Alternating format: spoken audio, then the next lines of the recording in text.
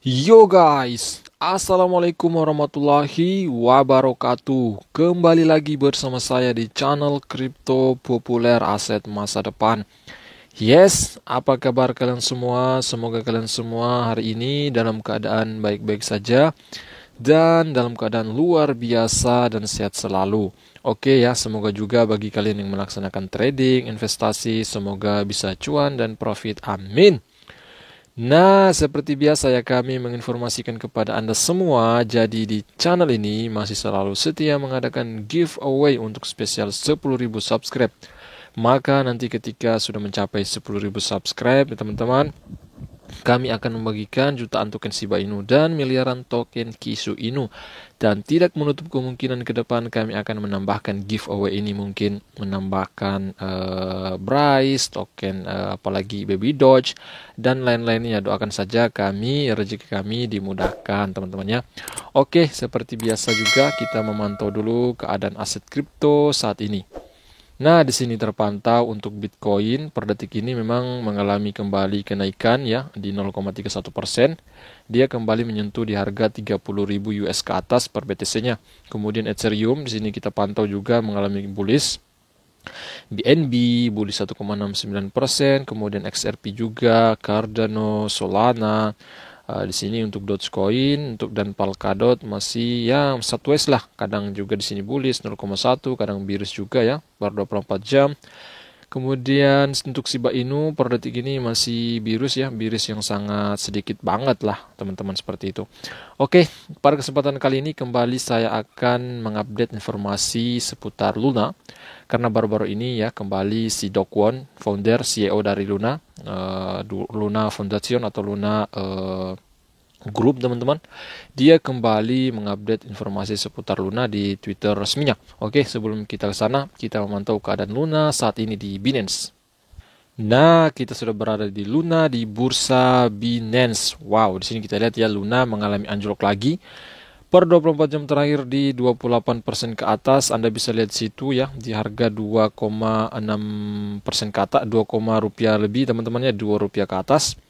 Berarti saat ini ya, lagi-lagi saya mengalami nyangkut di Luna karena kemarin beberapa hari yang lalu saya melakukan pembelian di Luna di harga kurang lebih 5 rupiah ke atas. Saat ini mengalami kembali penurunan di 2 rupiah ke atas. Nah, itulah resiko bermain di cryptocurrency. Anda harus pahami tentunya kalau Anda menggunakan uang dingin, uang santai, bukan uang untuk belanja, untuk keperluan dapur, tentunya Anda itu akan santai, teman-teman. Kalau menggunakan uang pinjaman, saya pastikan Anda akan was-was, Anda akan apa teman-teman yang tidak tenang ya, takut begitu kehilangan uang tersebut.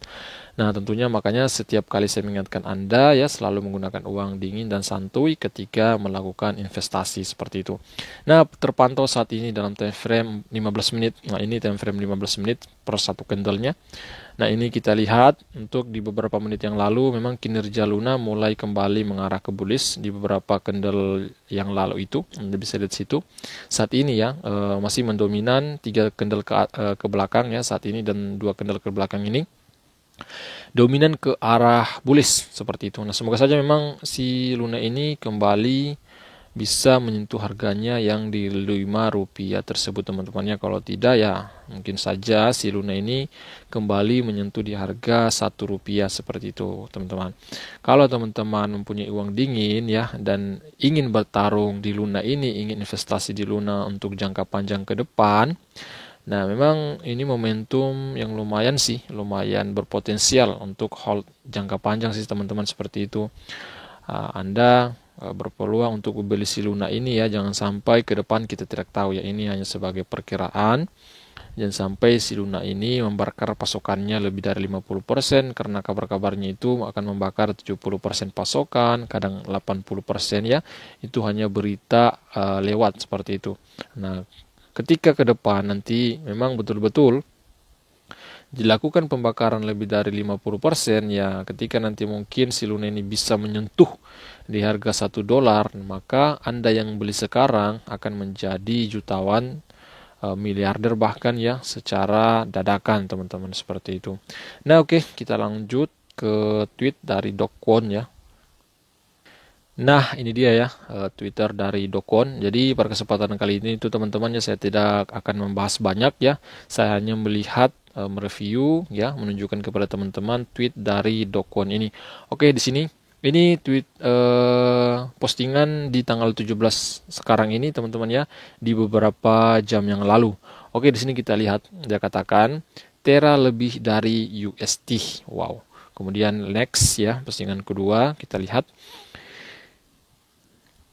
Postingan kedua kita tunggu ya, kita translate supaya memudahkan kita untuk menyampaikan kepada Anda semua. Yang kedua, sangat menginspirasi untuk ikut serta dalam wacana dinamis mengenai langkah terbaik selanjutnya untuk Tera.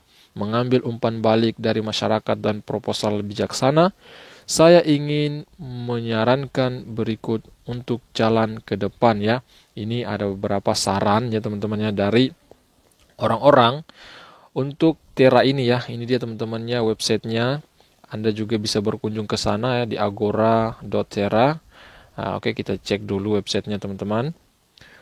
Kita cek websitenya, kita lihat di sana ada berapa memang balasan postingan dari si Dokon ini ya. Dokon mengatakan bahwa silakan berkomentar, silakan beri arahan ya, siapapun dapat memberi arahan masukan untuk Tera ke depannya.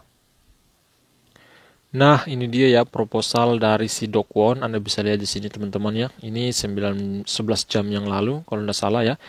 Ini akan menjadi dokumen hidup untuk mengkoordinasikan Garpu dengan masyarakat. Detail dapat berubah jadi platform. Labs akan mengajukan proposal ini untuk pemungutan suara tata kelola pada 18/5 waktu Asia. Jika lulus itu akan mengkoordinasikan Garpu jaringan sesuai dengan garis waktu di bawah ini. Jadi ini teman-temannya ada motivasi ya. Tera lebih dari UST ya. Ini proposal dari si Dokon ya, ringkasan juga ada, program pengembangan aplikasi penting. Nah, Anda bisa lihat sih teman-temannya. Jadi kalau saya bacakan semua ini untuk teman-teman akan mungkin banyak ya memakan waktu. Oke, di sini ada distribusi token ya, 1 miliar token Luna ya, ini ada distribusinya. Kemudian detail teknis juga, peran dan tanggung jawab, lini masa ya, gitulah teman-temannya saat ini.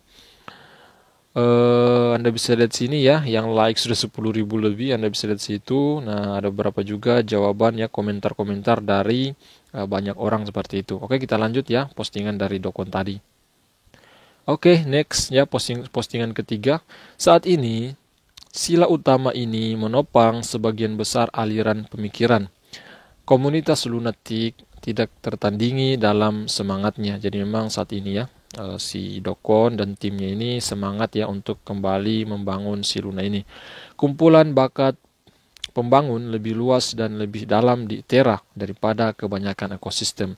Blockchain Tera sangat kuat ya, sebagaimana dibuktikan oleh peristiwa baru-baru ini, yaitu kata mereka sih seperti itu. Oke, next lanjut postingan keempat teman-teman ya. Namun pada saat yang sama persaingan kepentingan dari berbagai pemangku kepentingan, misalnya pemegang Luna, pemegang UST, pembangun Tera dan lain-lain, membuat sangat sulit dan tidak mungkin untuk mencapai konsensus tentang rencana yang kohesif dan kongruen. Next, ini akan menghancurkan adopsi dan memajukan kripto yang lebih luas jika kita tetap berada dalam entropi di tengah pandangan yang berlawanan. Dan karena itu saya mengusulkan yang berikut untuk memetakan jalur ke depan untuk ekosistem kita. Jadi memang Luna ini memang harus bangkit. Kenapa? Kalau tidak ya, ini akan menjadi sejarah ya. Luna ini akan menjadi sejarah di mana bangkrutnya ya, banyaknya ya, kebangkrutan yang dialami oleh investor teman-temannya. Maka dari itu Luna ini harus bisa bangkit lagi dari bencana yang mengalaminya seperti itu. Oke, next postingan ke-6. Nah, di sini dikatakan rantai Tera seperti yang ada saat ini harus bercabang menjadi rantai baru tanpa stablecoin algoritmik yang disebut Tera token Luna.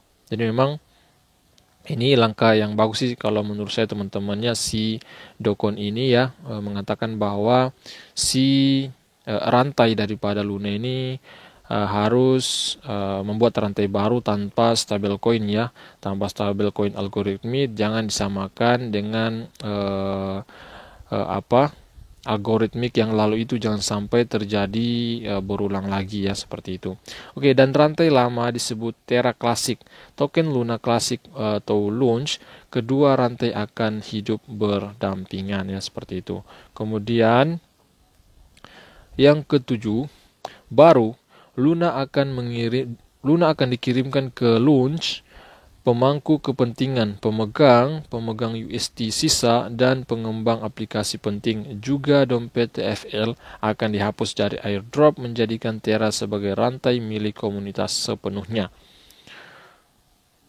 Next, kami percaya distribusi token ini selain upaya terbaik oleh LFK untuk membuat pemegang UST utuh, solusi terbaik untuk berbagai minat dan preferensi waktu untuk setiap kelompok pemangku kepentingan, dan yang paling penting menciptakan jalur yang paling layak untuk menghidupkan kembali Terra ekosistem.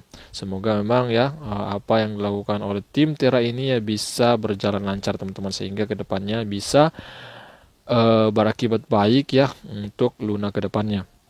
Oke, Terra 2.0 difokuskan pada pengembang akan segera mendapatkan alokasi darurat token Luna untuk mendanai landasan pacu, serta kumpulan token yang dialokasikan untuk menyelaraskan kepentingan lapisan dasar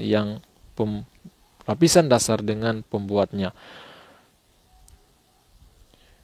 Next, ajakan bertindak. Ya, kami mendorong pengembang Terra untuk memberi sinyal dukungan dan komitmen untuk membangun Garpu di saluran publik secepatnya. Oke, kita lanjut lagi teman-teman ya. Oke, di sini TFL akan memulai proposal tata kelola untuk Garpu jaringan dalam beberapa jam ke depan. Jika proposal lolos, maka Garpu akan berkoordinasi dengan validator Jumat ini teman-teman, seperti itu ya. Kemudian ya, postingan terakhir dari si Dokon, dia katakan, komunitas Terra adalah keluarga saya. Aku akan selalu di sini, tidak peduli betapa sulitnya itu. Mari kita bangun kembali bersama-sama. Semoga saja memang teman-teman ya, si Luna ini ya bisa kembali bangkit lagi ya. Saya pribadi sih memang harus bangkit ya. Kenapa? Karena ketika Luna ini ditinggalkan oleh si Dokon dan timnya ya, ini akan menjadi sejarah ya teman-teman, sejarah sentimen buruk untuk di dunia cryptocurrency tentunya, ini terutama untuk stablecoin USD ini ya. Saat ini memang harganya masih anjlok di sekitar 0,1, tetapi lagi-lagi ya, tim Terra Luna, tim Dokon ini selalu berusaha supaya bagaimana stablecoin USD ini bisa kembali ya sama, setidaknya mendekati harga-harga stablecoin lain seperti USDT, BUSD, USDC ya, USDD dan lain-lainnya seperti itu. Oke ya, mungkin itu dulu ya teman-teman semua seputar informasi dari Terra Luna. Ingat ya, jika kalian suka video ini, jangan ragu untuk membantu channel kami dengan cara klik like, komentar, subscribe, bunyikan loncengnya agar selalu mendapatkan notifikasi video terbaru dari kami. Dan ingat juga ya, investasi itu memiliki resikonya masing-masing. Jadi investasikan uang duit Anda menggunakan uang santuy dan dingin. Oke guys, sampai jumpa video berikutnya. Wassalamualaikum warahmatullahi wabarakatuh.